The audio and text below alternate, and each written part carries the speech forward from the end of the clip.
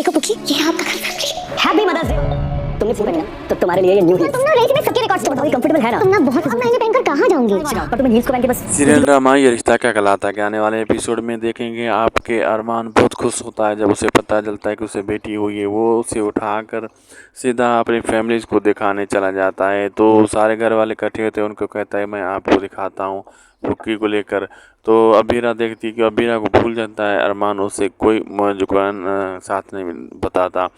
तो सारे घर वाले उसे खुश होकर देखते हैं, अरमान को मुबारक देते हैं। इधर जो ये अरमान अबीरा के लिए एक हिल्स भी लेकर आता है और कहता है कि तुम ये हिल्स पहनो। अबीरा कहती है तुम फजूल खर्ची करते हो, अब मैं ये पहन कर कहाँ जाऊँगी। अरमान कहता है तुमने ये सारी प्रेगनेंसी में ये नहीं पहनी, अब पहनो, लेकिन तुम जहाँ भी जाओ पुक्की को लेकर ये हिल्स नहीं पहनना। अबीरा ये सुनकर और परेशान हो जाती है।